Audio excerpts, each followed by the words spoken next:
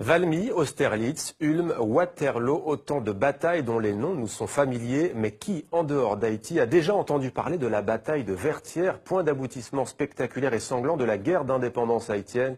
Bonsoir Jean-Pierre Le Glonec, merci d'être avec nous. Vous êtes historien, vous êtes professeur à l'université de Sherbrooke, c'est au Canada. Vous enseignez l'histoire d'Haïti et des Amériques noires notamment.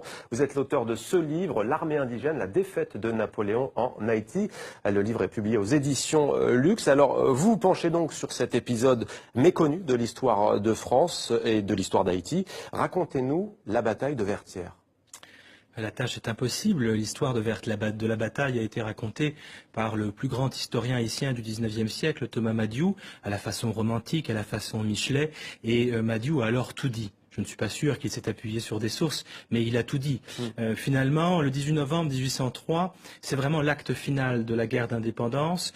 Et la bataille, la toute dernière bataille, dure environ 11 heures. Elle commence vers 6 heures du matin. Elle se termine à 5 heures par un orage providentiel.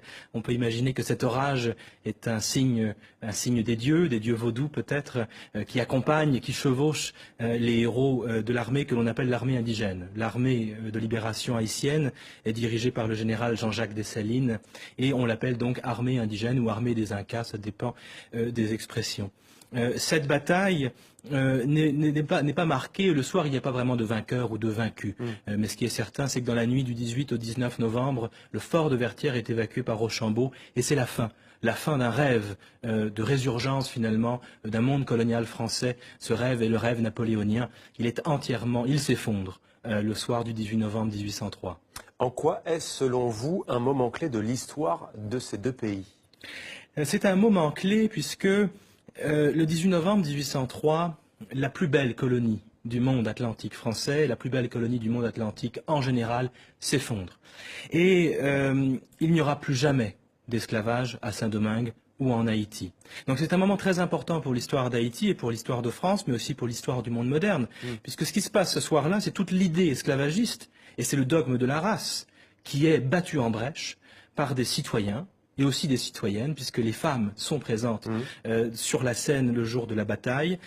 L'idée de race, l'idée d'esclavage racial est battue en brèche, et à la place, ce qui triomphe le 18 novembre 1803, c'est le droit à la vie, le droit à la liberté, et le droit à la citoyenneté. Il s'inspire en fait des idéaux de la Révolution française. Alors qui s'inspire de qui? On pourrait dire l'inverse. On pourrait dire finalement que les Français se sont peut-être aussi inspirés de la lutte des esclaves de Saint-Domingue, qui se révoltent à partir de 1791 et qui obtiennent leur liberté.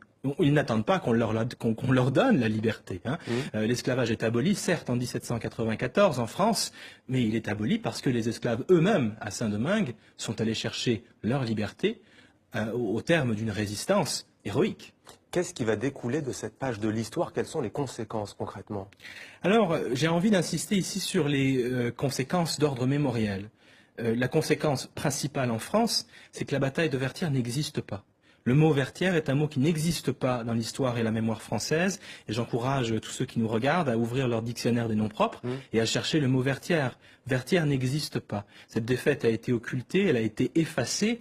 Elle est scandaleuse. Elle est scandaleuse parce que finalement, la plus puissante armée française, la plus puissante armée du moment est défaite par une troupe d'anciens esclaves qui ne doivent pas être citoyens selon les généraux français, selon Napoléon. Vous parlez aussi dans votre livre de l'élite au pouvoir en Haïti qui, elle aussi, a voulu quelque part masquer cet épisode de l'histoire. Expliquez-nous. Alors c'est une longue histoire, mais dans les faits, en effet, la bataille de Vertières n'est pas commémorée en Haïti avant les années 1930 environ. Ce qui se passe au XIXe siècle, c'est qu'il y a une lutte de pouvoir entre les différents chefs d'État haïtiens qui cherchent d'abord à cultiver leur propre culte. Donc évidemment, vous comprendrez bien qu'il est difficile de faire une place à des héros ordinaires comme les héros de la toute dernière bataille de la guerre d'indépendance si tous les chefs d'État cherchent d'abord à entrer eux-mêmes dans le panthéon haïtien. Au XXe siècle, Vertières commence à être reconnu comme un moment important dans l'histoire d'Haïti à la faveur de l'occupation américaine du pays. À partir du moment où il y a un nouvel occupant, eh bien, on ressort les héros de Vertières du placard historique et pour mobiliser, c'est ça, pour mobiliser. Mais Vertières est un symbole de résistance populaire, encore aujourd'hui en Haïti. Ouais. Alors justement, beaucoup d'Haïtiens ont connaissance de cette histoire et ils pensent, et pas seulement d'ailleurs les Haïtiens, que ce pays continue de payer aujourd'hui le prix de son indépendance. Est-ce que c'est un sentiment que vous partagez, vous qui travaillez sur cette page de l'histoire? Certainement, certainement. Vertières est un moment scandaleux. Si le 18 novembre 1803 n'existe pas dans le calendrier français, alors que c'est un moment d'histoire de France, c'est qu'il se passe là quelque chose d'impensable. Et qu'est-ce qui est impensable? C'est le renversement de la relation esclavagiste. Première République noire? Première République noire, mais ça va bien au-delà. Le 18 novembre 1803, les maîtres deviennent les esclaves et les esclaves deviennent les maîtres. C'est impensable. C'est bien pire qu'une défaite à Waterloo ou en Russie. Alors voilà en grande partie pourquoi cette bataille continue à être occultée. Jean-Pierre Le Glonnec, l'armée indigène, la défaite de Napoléon en Haïti, à lire absolument si vous êtes passionné d'histoire et si vous voulez connaître une partie de l'histoire de France et d'Haïti. Merci à vous d'avoir témoigné dans 64 minutes.